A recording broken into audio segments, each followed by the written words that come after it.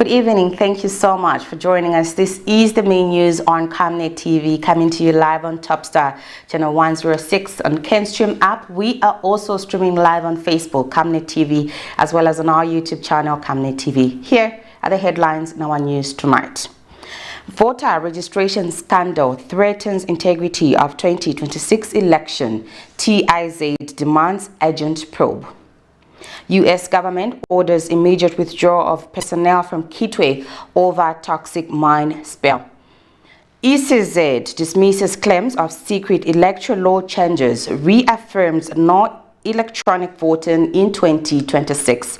In international news, Malawi and Zambian tourists among first to face $15,000 visa bonds. And in sports news, Zambia gears up for CHAN tournament. I will be back with the details shortly after this break. Keep watching. For immediate coverage of any breaking or latest news in Zambia and around the world on Camnet television, call the numbers on your screen.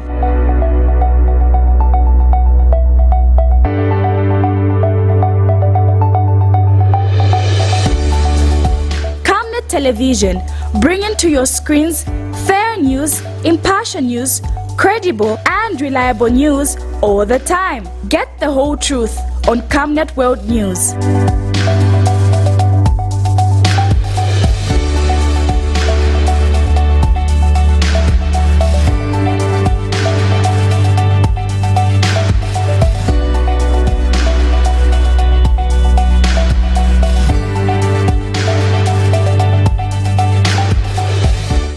Television, not just another channel.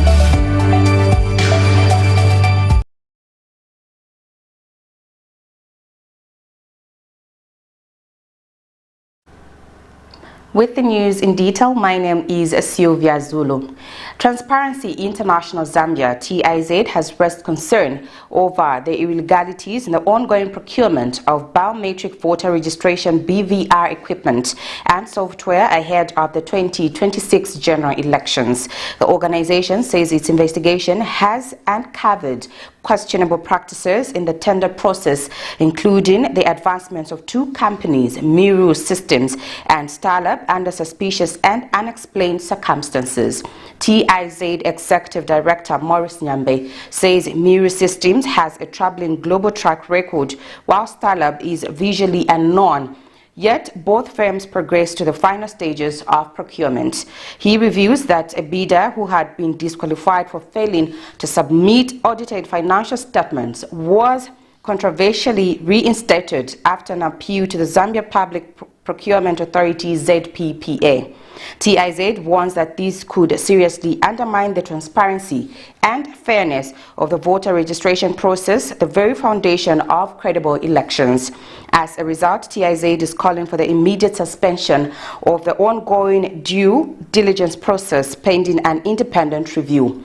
The organization also demands full disclosure of shortlisted bidders, evaluation criteria, and justification for disqualifications. Given what our investigation has uncovered, we would like to call for the immediate suspension of the current due diligence process pending an urgent independent review. We'd also like to call for full disclosure by the ECZ of all shortlisted bidder profiles, evaluation criteria, as well as the justification for any exclusions that may have been effected. And last but by no means least, we would like to call on law enforcement agencies to take very keen interest in this matter and launch their own comprehensive investigations into the allegations of procurement manipulation at the ECZ.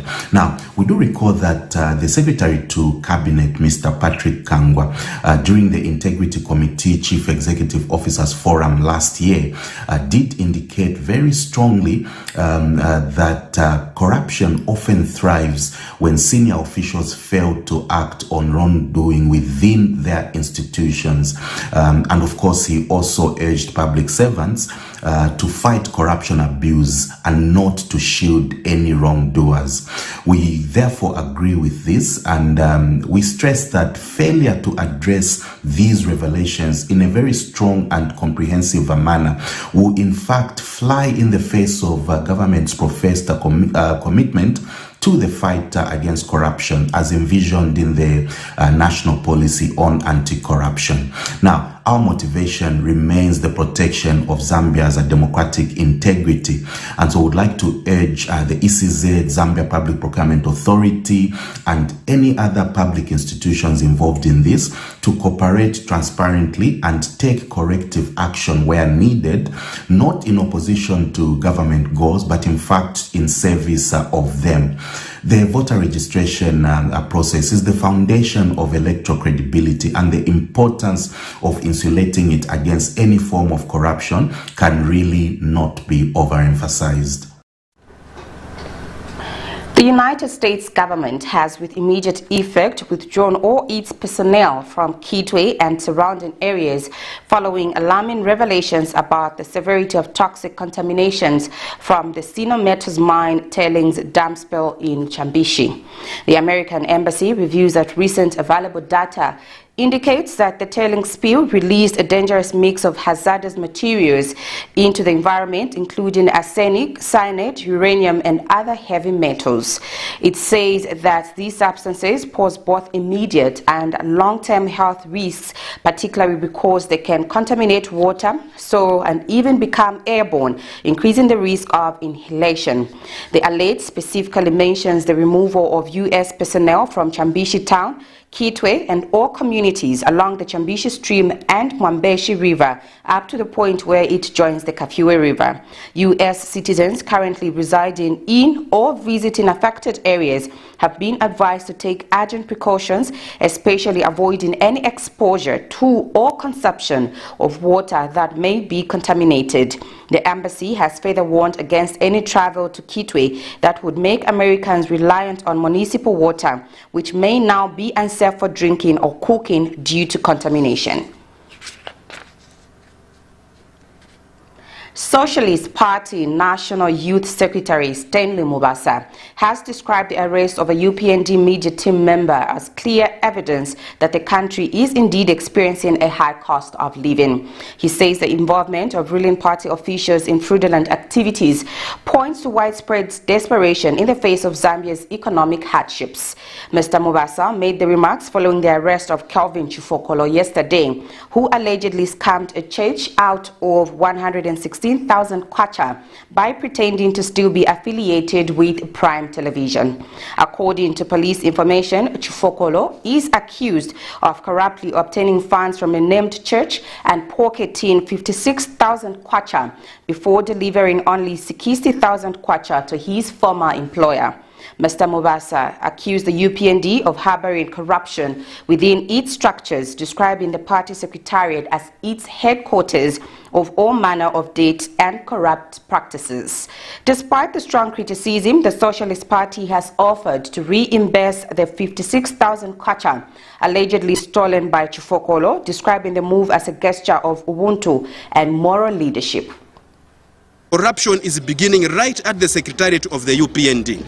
If we can have a critical member of the UPND who espouses and talks highly about the UPND's fight against corruption and President Hichilema's fight against corruption as being genuine, then they are caught up in their own web of lies, in their own web of scandals, of looting, especially a key institution looting and stealing from a church.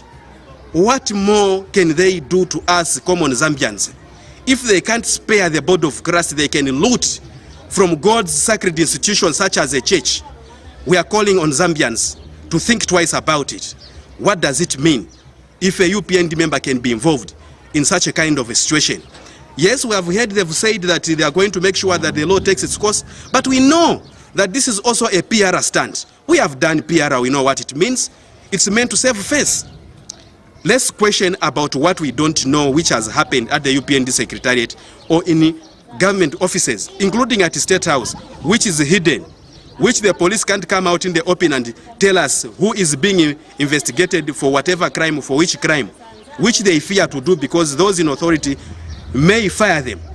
it tells you that there is a lot of corruption and looting in the UPND. But as Socialist Party, in the spirit of Ubuntu, as SP Youth League, I've just been, instructed within the Youth League by my colleagues that we should go ahead and bail out Comrade Chifokolo.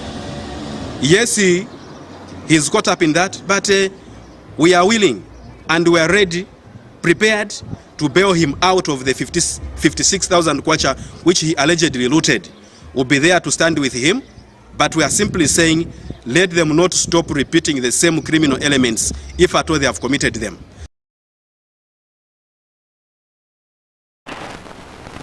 The Community Action Against Corruption, CASC, has accused law enforcement agencies mandated to fight corruption of being propagandistic and deceptive in their conduct. The organization claims these institutions are more concerned with issuing well-packaged media statements to portray a positive image of the country's anti-corruption efforts instead of engaging in genuine investigations and prosecutions. CASC Chief Executive Officer Brighton Tembo says the removal of Anti-Corruption Commission SCC Deputy Director General Monica Mwansa was politically motivated. He adds that the organization believes Ms. Mwansa was sidelined because she did not align with what it described as the regime's desire to appear to be fighting corruption rather than tackling it in substance. Her integrity, according to CASC, made her incompatible with attempts to downplay or cover up wrongdoing in public institutions. The current corruption fight is under very serious predicament because all the institutions that are mandated to help in the fight against corruption, they seem to be ready to use propaganda in order to help create a positive outlook in the current corruption fight, which is not the case and which is not obtaining on the ground.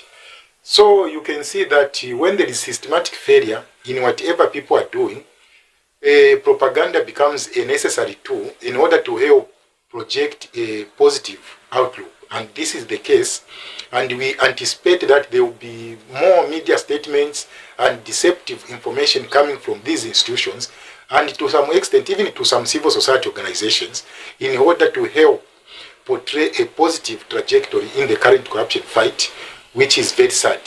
And when we look at the removal of the former Deputy Director General at the Anti-Corruption Commission, Madam Monica Mwansa, we feel the removal of Madam Mwansa is due to the fact that the Madam did not fit well in the equation of portraying a positive corruption fight outlook, and she did not help in helping downplaying the corruption taking place in public institutions. Remember, it was during her time as the acting DG when we heard of investigations of top government officials, and we feel this did not sit well with the architect of a positive corruption fight outlook. I think no wonder she has been removed. Zambia's debt to GDP ratio is projected to fall below 100% for the first time in over 7 years, according to the latest International Monetary Fund IMF country report released on August 5th, 2025. The ratio is expected to drop to 91.1% by the end of this year, with further reductions anticipated in the years ahead.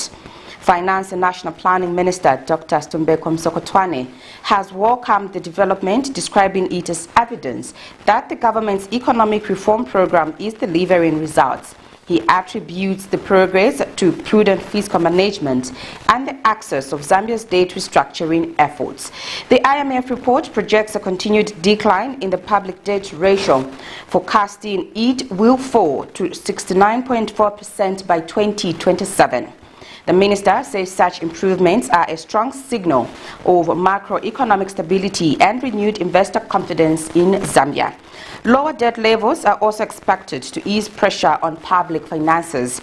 The Treasury says reduced debt servicing obligations will allow government to redirect resources towards infrastructure, healthcare, education, and social protection.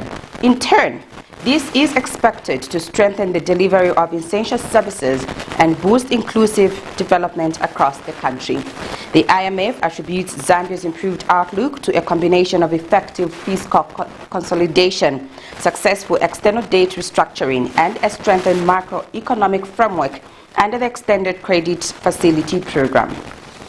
In other news, ELECRORAL residents are appealing to the government to construct teachers' houses and 1-by-3 classroom block, stating that the current classroom block is dilapidated and it was constructed using sacks.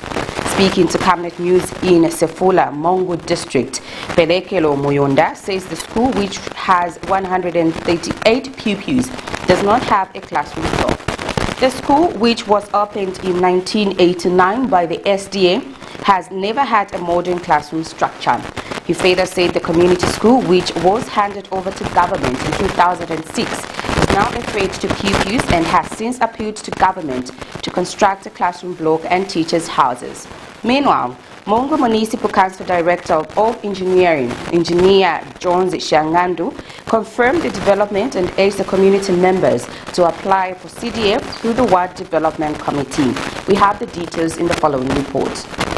The presidential directive of improving the quality of learning environment by ensuring adequate desks and proper infrastructure so that no child should learn under the tree by the end of 2024 has not been implemented in some of the schools in Western Province.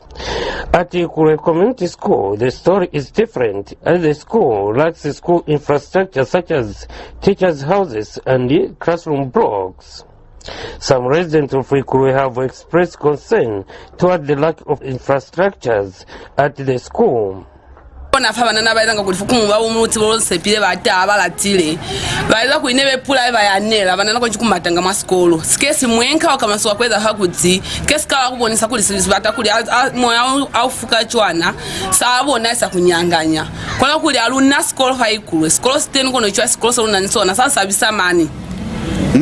Rusakupa ni kwa ma MP baluna ni makansela kuli haba ya kwale kukuyo olubuleranga kuli balubote kwako olubuleranga kuli lubabotele mibakalu ya elali kazeo miruko mukakuli silimoni silimo every time lwabotanga kono pati ya skolo kwale alwiboni.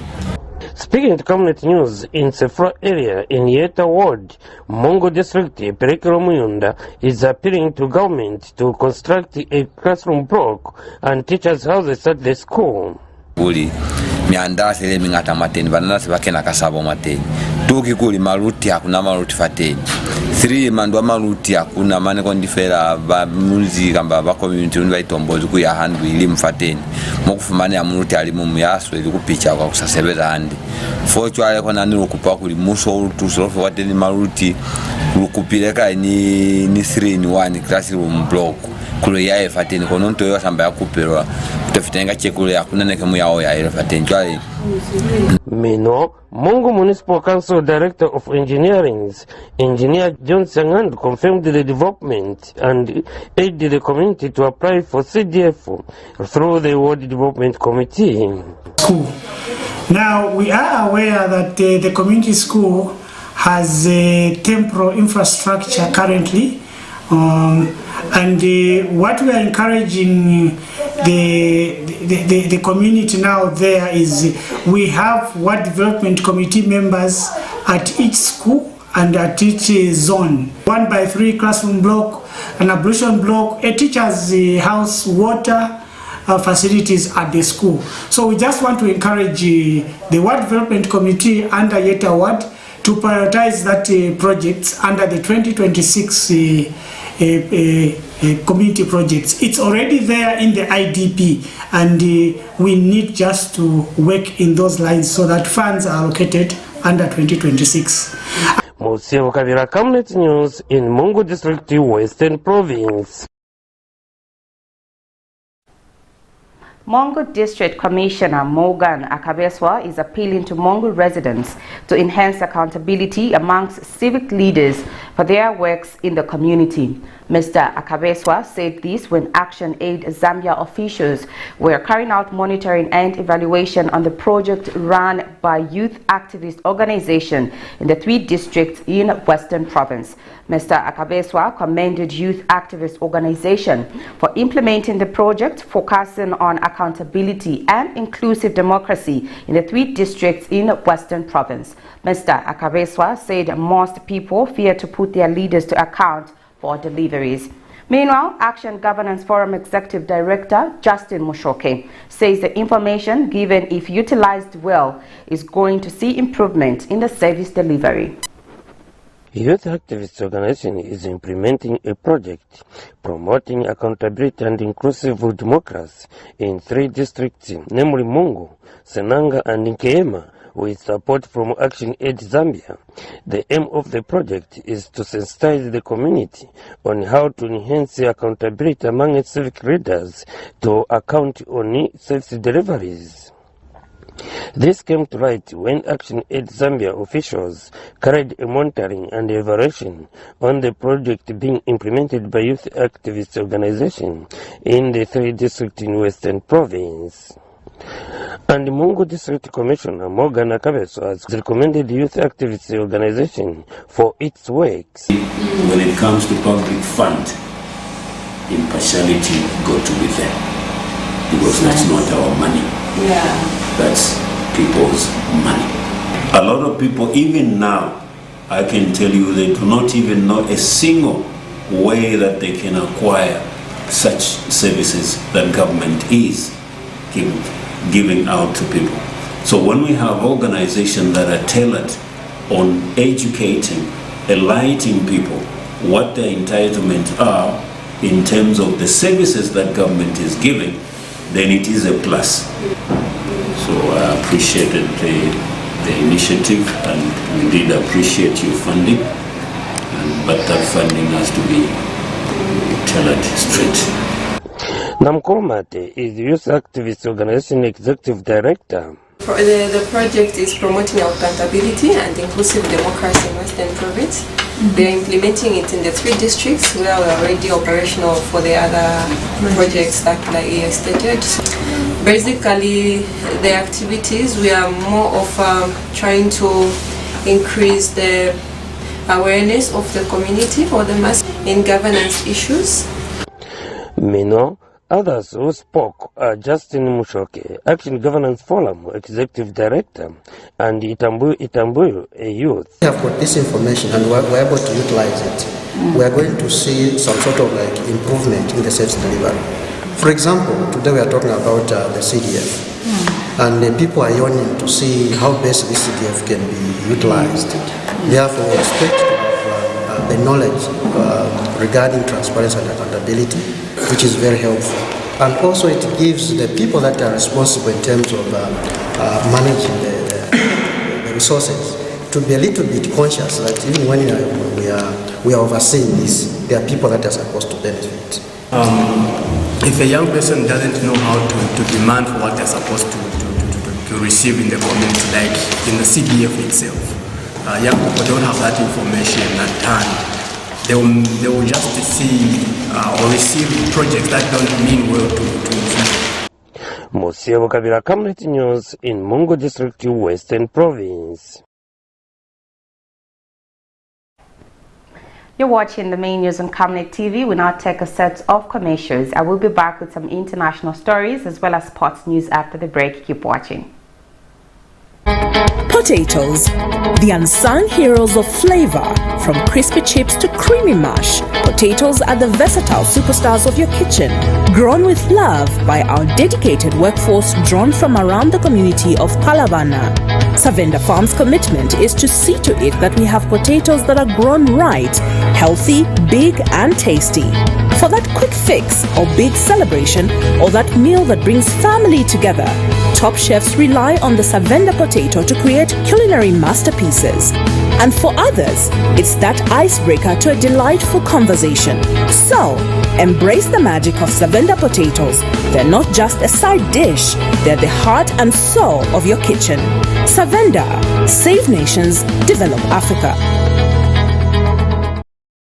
Are you looking for a reliable and efficient courier company with international standards? Then let UBZ Courier, your trusted partner in swift and secure deliveries, be your ultimate choice. Whether it's a small package or a hefty consignment, UBZ Courier handles it all, locally and internationally. Our modern call center ensures personalized attention for every client. For seamless deliveries within Zambia and beyond, trust UBZ Courier. Call us now on +260 763 062 680 or visit us at plot number 15 Mwapona Road, Woodland, Lusaka, Zambia. UBZ Courier, a world-class brand that can be trusted. From time immemorial, we have had different types of lighting options, from those that can burn down our investments in minutes to those that dig holes in our pockets due to constant replacement and huge consumption of our ZESCO units. Savenda Electric introduces the new and advanced electric bulb with cutting-edge technology of LED that has low power consumption, gives out bright white light, and lasts up to 25,000 hours. Savenda Electric manufactures all types of LED light, like plastic LED fluorescent tubes, down lights, ceiling lights, outdoor fittings, and solar street lights made to customer specifications. Let's live on the bright side of life by choosing the wide range of Savenda electric lighting solutions that are available in all leading stores and supermarkets countrywide. For orders, call 0962 642 490 or email jnbunda@savenda.com or pchabula@savenda.com. Enjoy the benefits of an instant loan with us ranging from 1,000 kwacha to 750,000 kwacha paid express once collateral is viewed, valued and verified. Call us on 0763 595 359 or 0779 432 993. Classified Financial Express, here as your financial friend.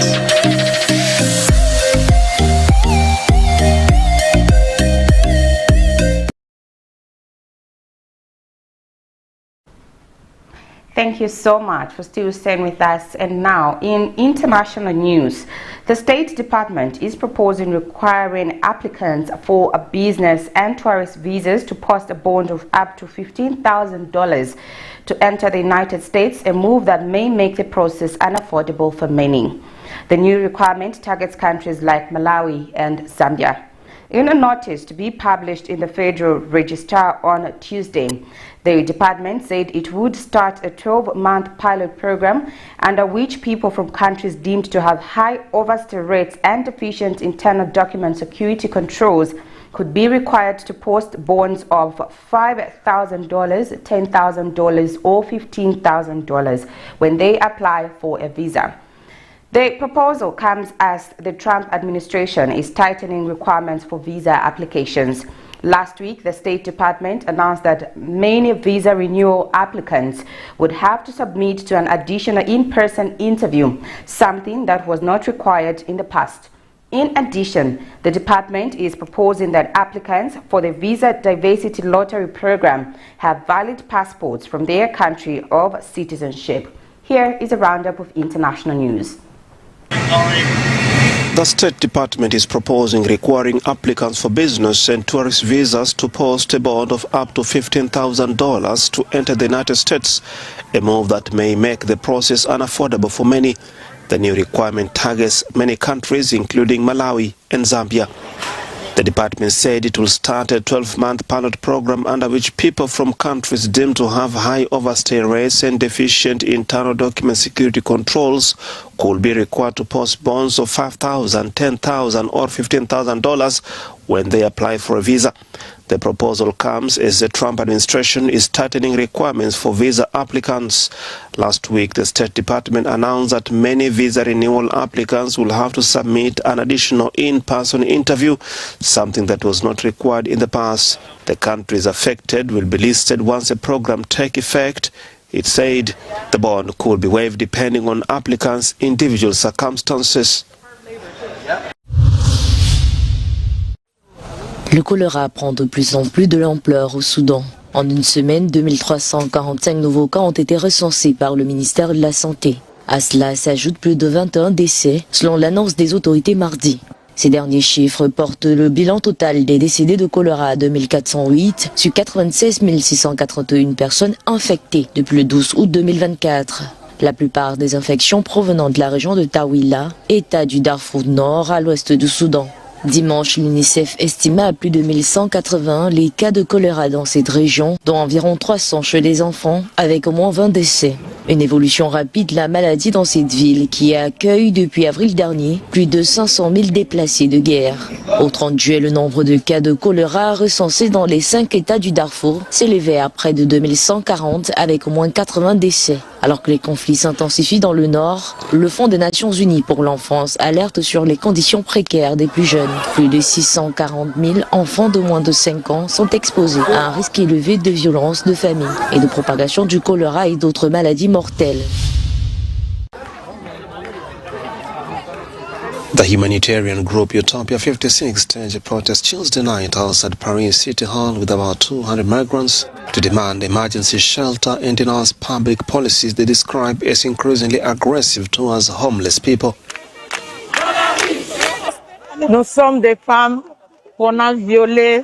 We are women who are raped back home, tortured, hurt. We came here to escape. You are the one who could protect us. But we are left abandoned. We sleep in metro stations, on the streets, in churches. We haven't eaten, and others are sick with babies. The group points to the removal of 6,500 emergency shelter beds in the 2025 budget and notes that 25,000 evictions took place last year.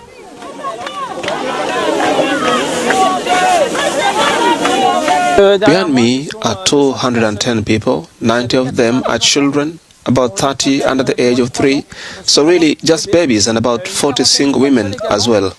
If we suddenly had to rank vulnerability, these are among the most at risk on the streets. As you can see here, it's really single women, babies, pregnant women, all these women the state is abandoning and refusing to take responsibility for.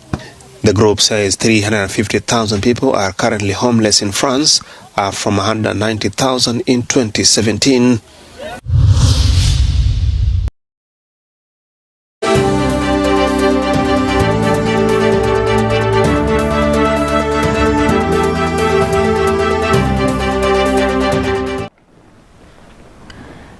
Polo assistant coach Moses Sichone says Zambia is adequately preparing for its upcoming clash against Congo in the Total Energies African Nations Championship CHAN 2024 qualifiers. Speaking during a training session in Lusaka, Sichone expressed confidence in the team's readiness, emphasizing that the technical bench is working round the clock to ensure players are physically and mentally sharp ahead of the crucial time. Sichone noted that the local-based squad has shown great commitment and discipline in camp, adding that competition for places in the starting lineup is intense, a sign of healthy progress. He also highlighted the importance of tactical discipline and game management as key areas the team is focusing on during preparations. Crucial game, but looking at the training sessions that we had ever since we arrived, the guys look to be prepared and we're looking forward to it. We know that after Congo losing the first match, they are preparing to win against us.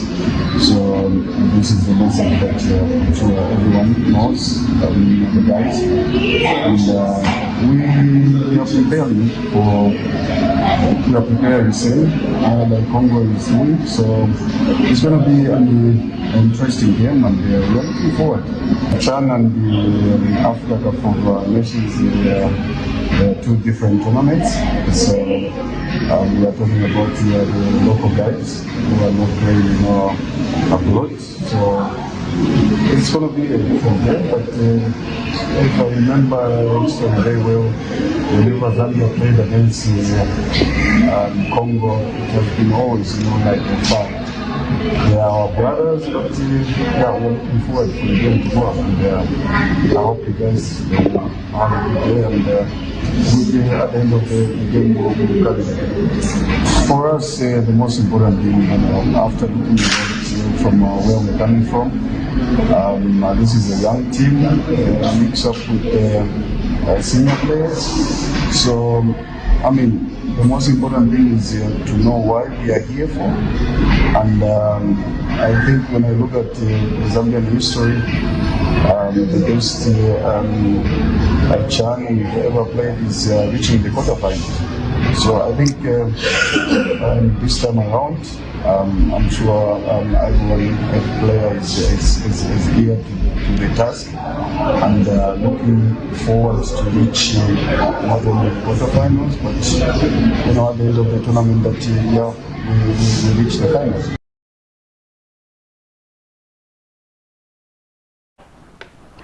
That's it for our main news tonight. Here is a recap of the stories making headlines.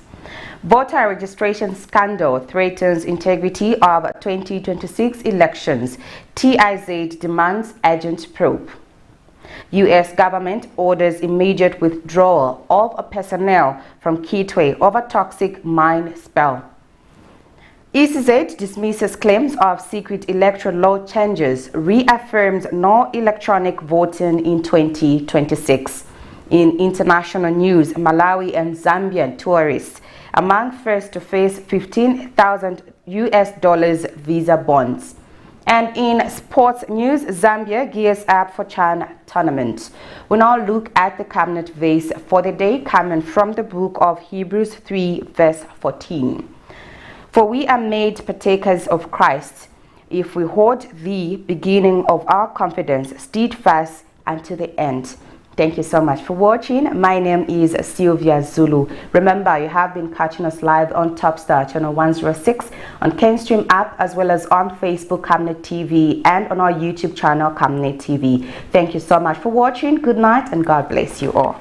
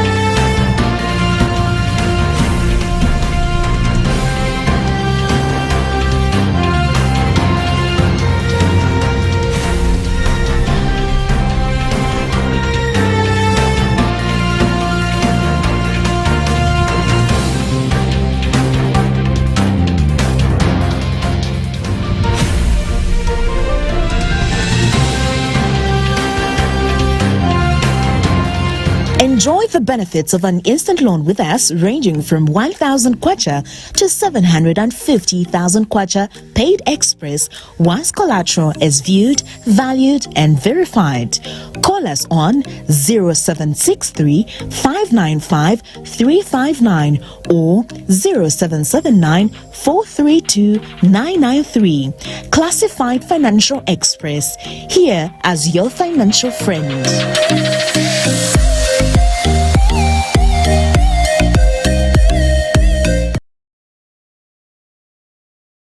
Get all the latest updates in court news only on Camnet TV. We take you and make you feel part of the court sessions through our in-depth coverage of the adjudication process. Get informed on those who have been arrested, delayed and denied the police bond or bail victims, persons taking plea, court adjournments, verdicts, and those administration issues in the judiciary. You can also follow and give us a like on our social media platforms. Camnet TV, not just another channel.